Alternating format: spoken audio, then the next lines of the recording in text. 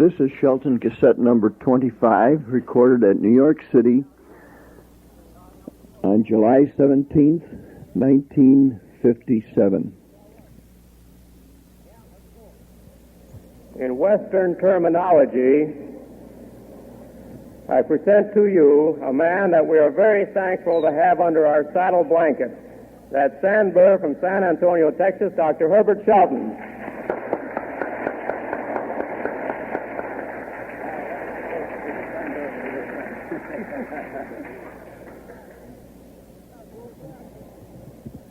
After spending all night up last night, all night Sunday night and most of the nights between, I hope I'll be able to finish this talk.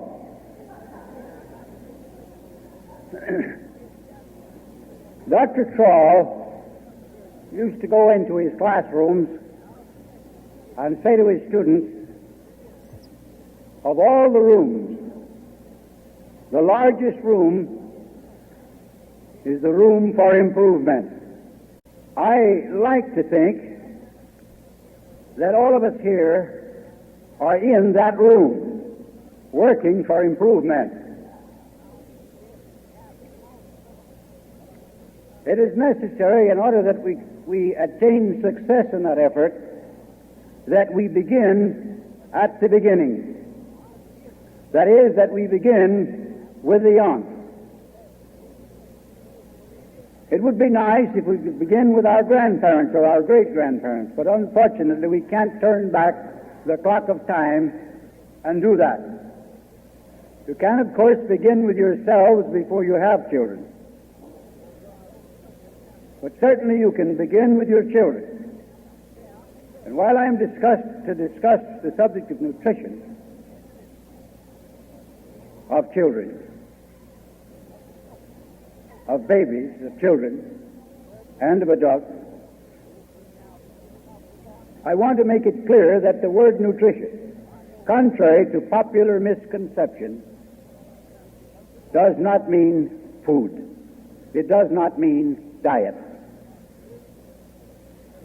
So that in considering the nutrition of an individual at any age of life, we have to consider every factor in the life of that individual that contributes to or enhances on the one hand or detracts from and impairs on the other hand nutrition. Now, what is nutrition? It is a process. It is a process of life. In an overall sense, it is a process. If we break it down, we find it to be numerous processes. But to define it, nutrition is the sum total of all of the processes by which raw materials, which you call food and water and air and sunshine and so forth, are transformed into living structure. Any substance that you may take into your body that cannot be transformed into living structure, any substance that cannot become a normal cell constituent, cannot have any part in nutrition. It has no business in the body. On the other hand, any influence or any activity that you may engage in, or any influence to which you may be subjected, that contributes to the process of nutrition in any way, either directly or indirectly, is properly regarded as a part of the nutritive resources of life. And this means that the sleep that I haven't been getting is as much a part of the body's nutritive resources as the food we eat. And that the exercise that you're not getting while sitting there in those chairs listening to us is also an important factor in nutrition. Sunshine and air and water and poise of mind are factors in nutrition. A lack of these things, a lack of fresh air, a lack of sunshine, a lack of mental poise are inhibiting factors in the processes of nutrition. And if the nutritive process is impaired at any step in the overall process, then all of the processes that follow are also impaired commensurately. So that in order to be properly nourished at any age of life, it is essential that every factor that is involved in nutrition be adequately supplied, and that every factor that in any way inhibits or impairs nutrition be avoided.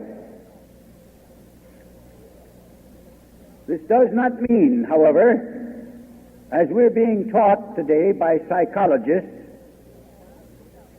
that babies should never be permitted to cry, and that if they cry, give them something to eat to keep them quiet.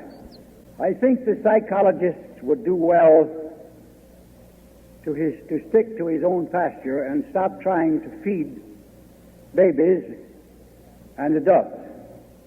He does enough mischief with his psychological hokum and his metaphysical soothing syrups without trying to invade fields of which he knows nothing.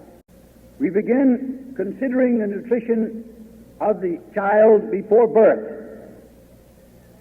All of the nutritive resources of the mother are at the disposal of the unborn child.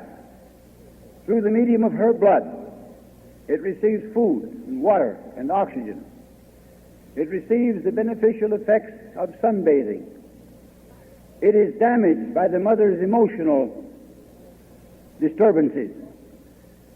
I don't mean the child is marked. I mean by upsetting her own nutritive processes. She supplies to that child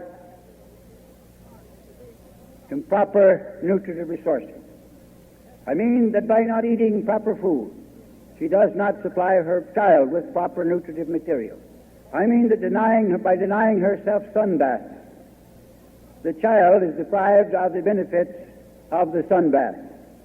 I mean that by depriving herself of fresh air, the child is also deprived of the beneficial results of breathing fresh air. To guarantee adequate nutrition, to guarantee efficient nutrition in the unborn developing organism, the mother must take care of her health in every way, not just eat a particular diet. Some of us seem to get the idea that hygiene is fasting and dieting. It is far more than that. It is more comprehensive. It is more inclusive than fasting and dieting. It is essential that the mother take good care of herself in every particular. It is essential that she keep herself mentally and emotionally poised. I would like to call your attention to a statement made by Dr. Weger in his work on the genesis and control of disease, where he says that you're either poised or poisoned. Now that is literally true, and we might paraphrase it by saying also that you're either poised or malnourished. A lack of poise, a lack of mental or emotional poise, interferes with all of the functions of life, not merely with the excretion of waste matter, which he had in mind when he said you're poised or poisoned, but also with the utilization of the nutritive resources of the body, so that you're either poised or malnourished. It is essential that the mother maintain a state of poise, that she be not worried and fearful and fretful and anxious during the period of pregnancy. Likewise, during the period of feeding her baby on the bottle, she should maintain poise, not because it has any effect on the fluid in the bottle, but because her lack of poise is transmitted to the child, who also becomes unpoised. Now, I emphasize the bottle because we have turned over to the cow, we have delegated to the cow the office of feeding the human infant. And if all of the cows in the country were suddenly to become as incapable of nursing their young as our women think they are, I don't know what would happen to the baby. At least you're lucky in that the cows are still functioning. Actually, the best food in the world for a baby until it is 2 years old is milk from the breast of a healthy human mother. There is no food produced in nature and no modifications of foods produced by so-called science that is equal to that food. That is, the milk produced by a healthy mother. But today, mothers are being practically compelled to go to hospitals to give birth to their children, and they leave the hospital with a can of powdered milk and a formula prepared by the physician, and it is taken for granted by the physician, by the nurse, by the husband, by the members and friends of the family, and by the mother herself, and I assume after 2 or 3 days at least, by the baby, that the baby is not to be nursed at its mother's breast, but is to draw its pap through a rubber nipple that lacks both warmth and emotional comfort for the child.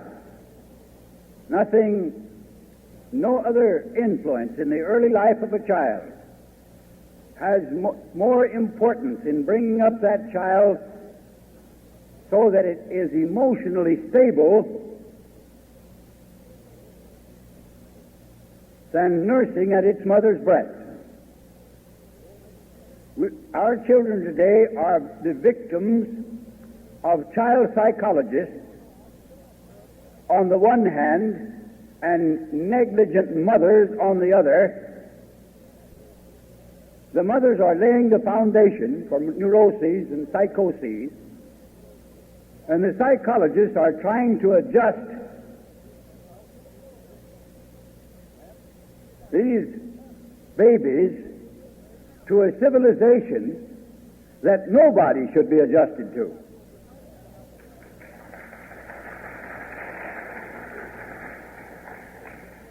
Adjusting man to this thing that we call civilization is like trying to adjust your foot to a shoe that is misshapen and 2 sizes too small.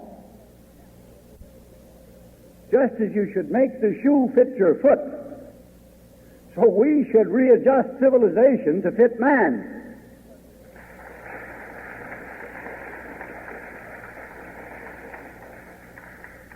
You know, I have hopes that someday, it may be in the distant future, we'll do just that. But I don't think that there are 2% of the American people today who are ready for any basic changes in this madhouse in which we live.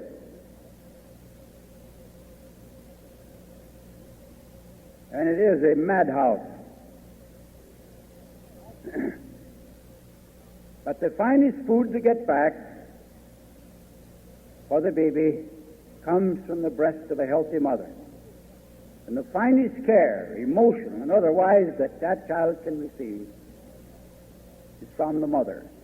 The finest preparation, the best preparation for emotional and nervous stability in later life comes from nursing at the mother's own breast.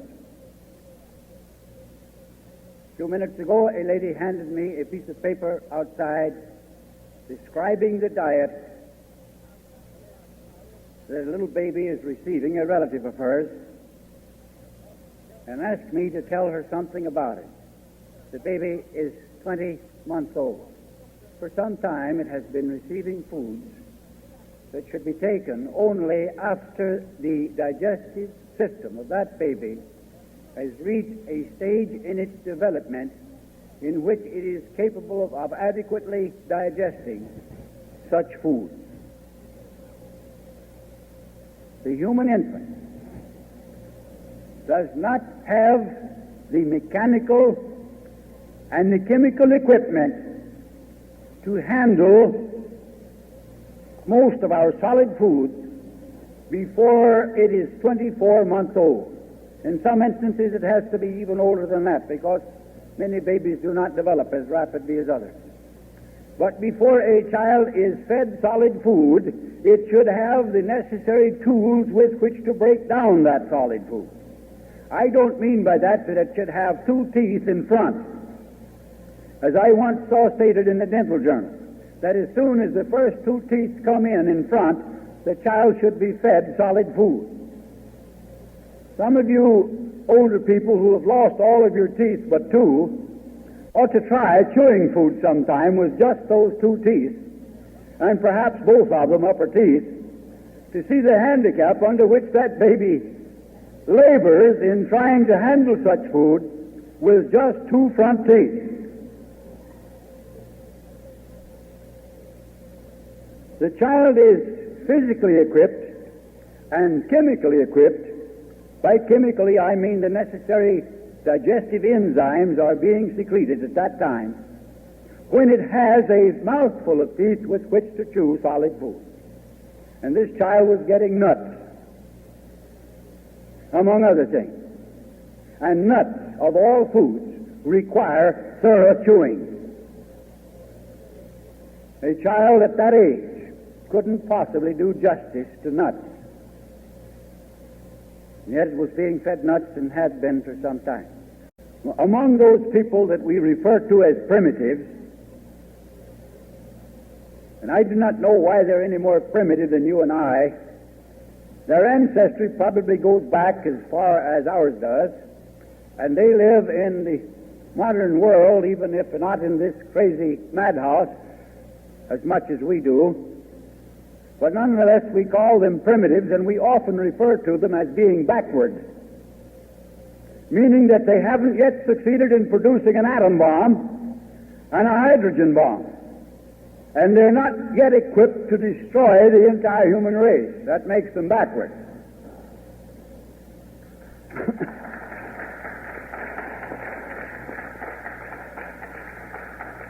But among these people, it is not an unusual thing for a mother to nurse her child for as much as 5 years, and sometimes even up to 9 years. Now, I'm not advocating nursing babies for 5 years.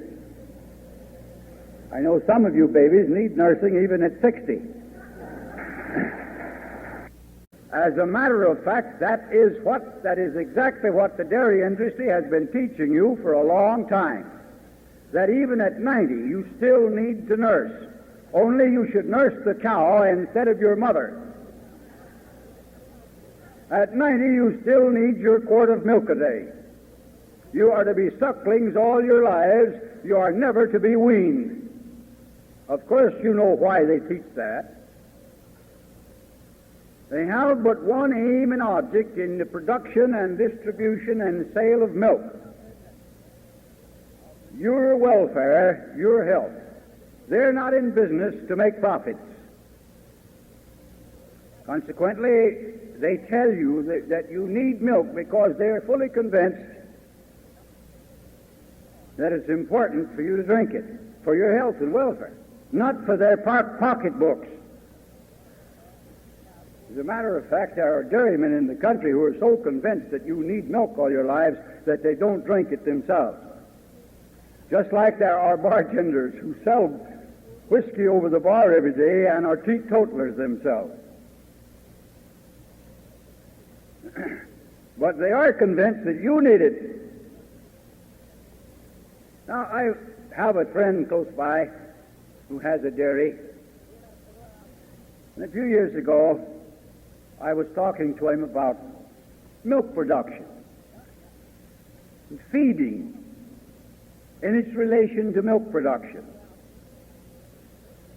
Having worked in a dairy once upon a time myself, my father had a dairy when I was a kid, I knew what we did in order to increase milk production in our cows.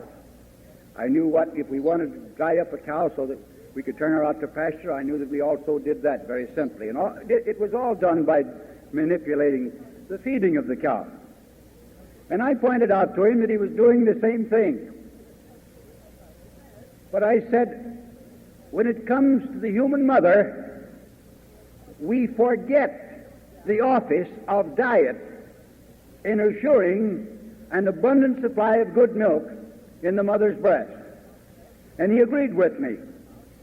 And we discussed it.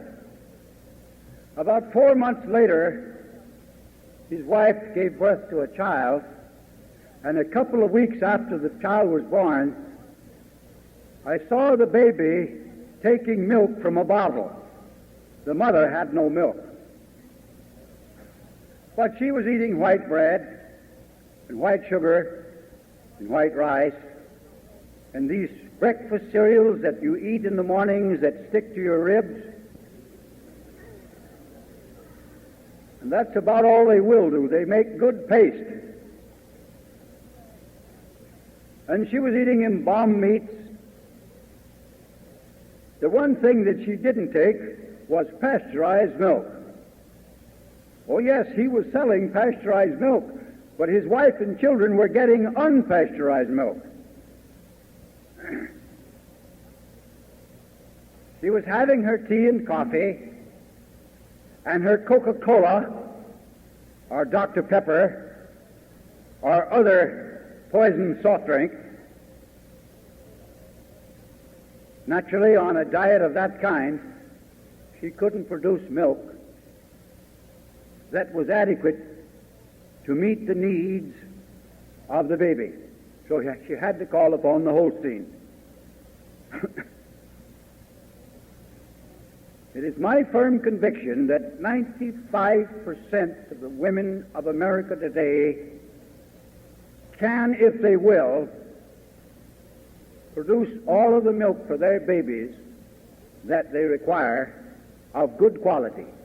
And that the only reason a mother says, I don't have any milk for my baby, I have to give it a bottle, is that she doesn't want to nurse her baby and is unwilling to do what is necessary to produce that milk.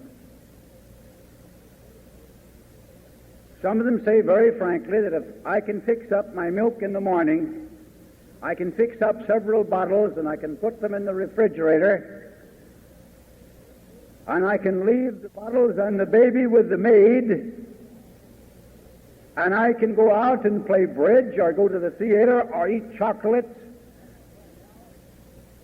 at a club, and I don't have to be home on time to nurse the baby. So they give the baby plenty of pasteurized milk. It's getting now where you can't get any other kind. They give the baby plenty of pasteurized milk to supply plenty of calcium for its bones and its teeth. And by the time it's 2.5 years old, they're taking it to the dentist to repair those wonderful teeth that are produced by that wonderful pasteurized milk. By the time they're 14 or 15, often they don't have any teeth left. They're so full of plugs that all you can see is the plugs in the mouth with a little border around them where there's a little tooth remaining. Others are falling down on their job. Biologically, they're missing the boat, and their children are suffering as a consequence. I started a move some years ago, and I adopted as my slogan, back to the wash tub. I thought it would be a wise thing to get women out of the factories and out of the sweatshops where they have escape to in order to be liberated, in order to be emancipated.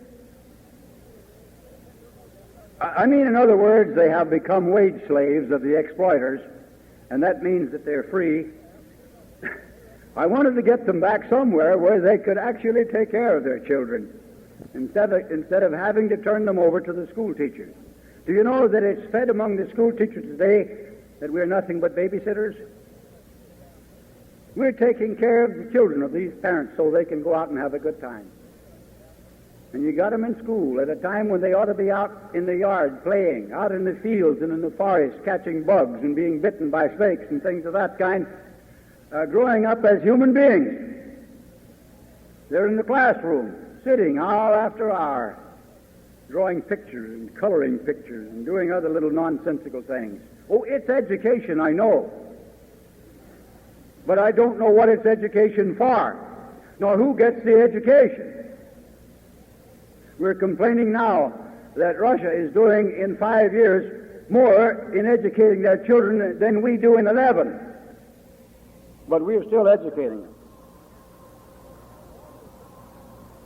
When they come home, they sit down in front of the television and they learn of all the wonders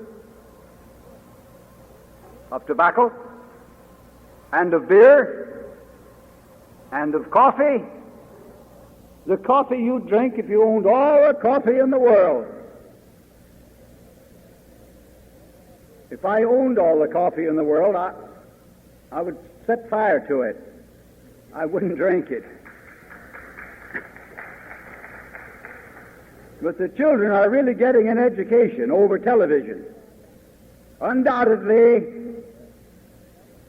the worst evil that has ever come into the American home, worse than the radio was, because it involves visual conditioning along with verbal conditioning of the children. And whereas most children would rather go out and play than to listen to a radio, many of them would rather sit in front of the television and watch the pictures than to go out and play. And this is the kind of thing to which your children are being subjected. I think the next thing I shall do after we get Hygiene properly launched is start a campaign or start a movement to abolish television.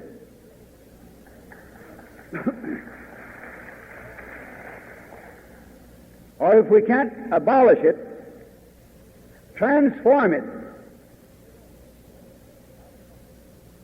And instead of using it as an exploitation medium for the breweries and the tobacco manufacturers and the patent medicine manufacturers, use it for some type of constructive work.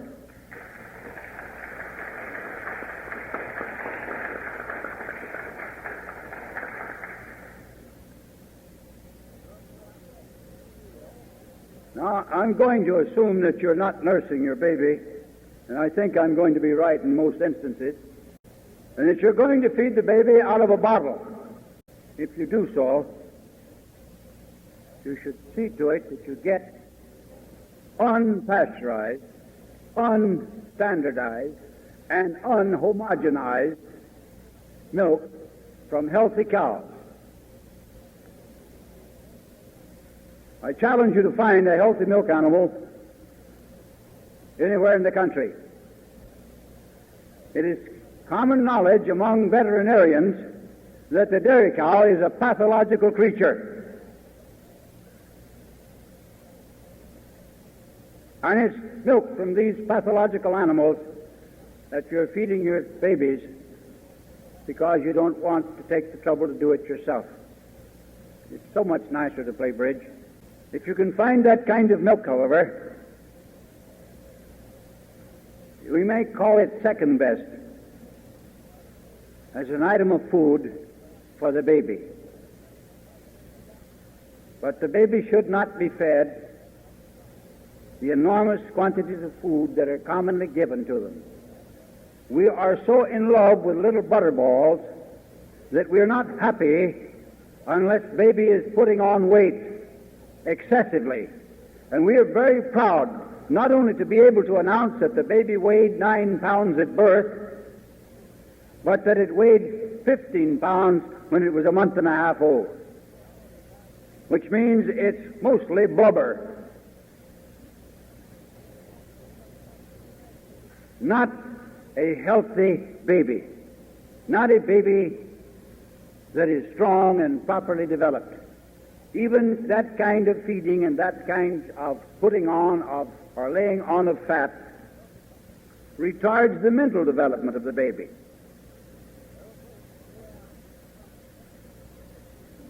Milk may be fed to the baby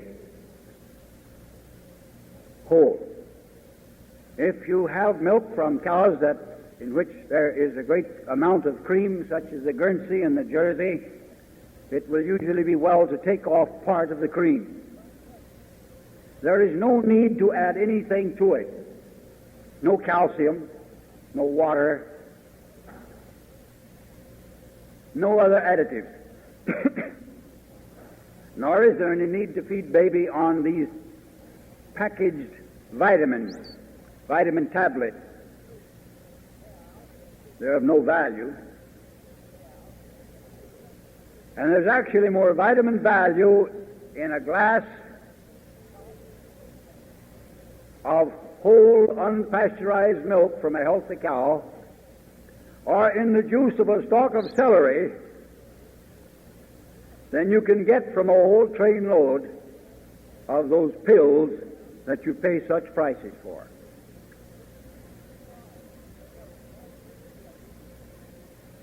If the baby is being fed from the mother's breast, and the mother is healthy and producing the proper kind of milk, there is no need for any other food to be fed to that baby before it is 2 years old.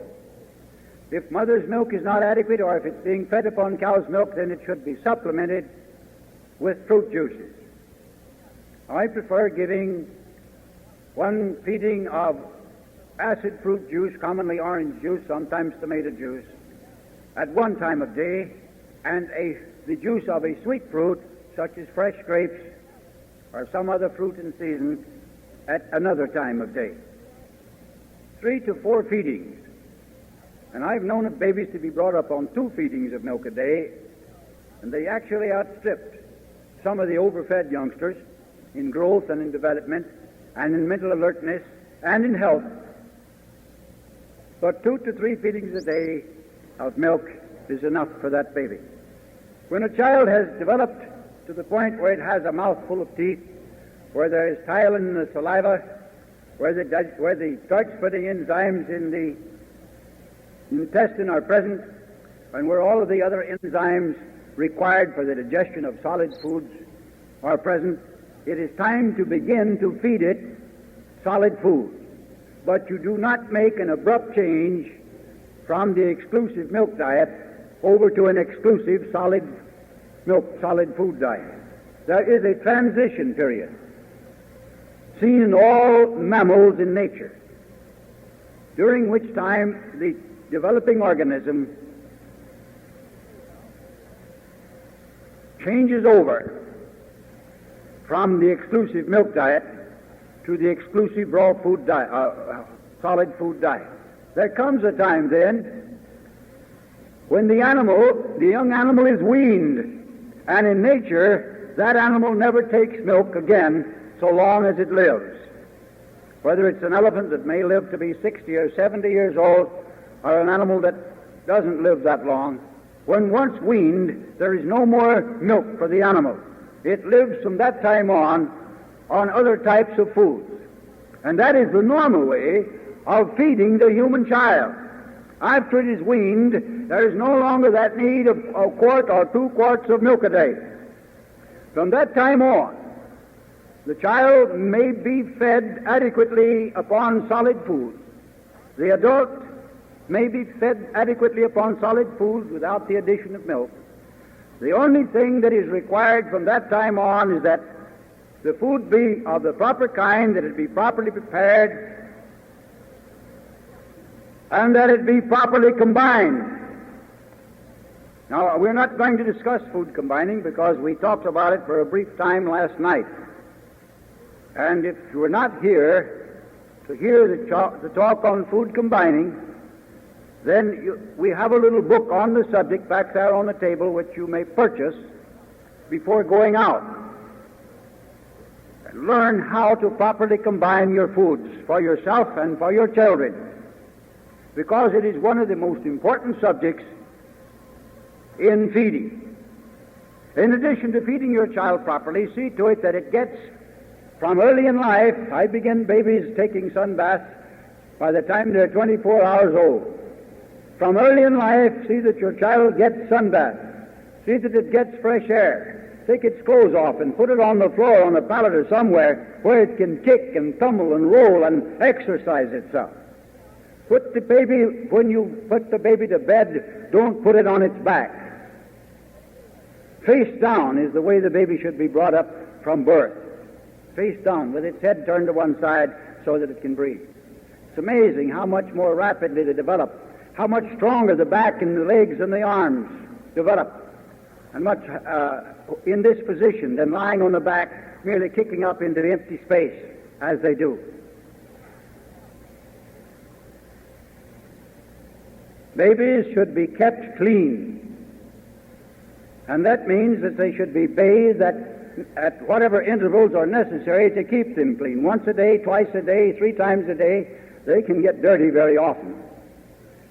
They should be kept clean. They should be kept dry. Anybody who finds it necessary to dust their babies with talcum powder in order to prevent chafing is simply not keeping the baby clean. Talcum powder should not be put on the baby, not any more than they should be given a grease bath at birth. As the child grows up, it should continue to have fresh air and sunshine and exercise along with its proper food, and only thus may that child be adequately nourished. Now, I notice some of you are getting up and going out. I guess you're getting tired, and I don't blame you. You've been sitting here for a long time. Oh, it's the hike. Well, it's all the same to me whether you're tired or want to go on a hike. What I'm going to point out is that perhaps I had better break off at this point and urge you all to be back here this evening on time.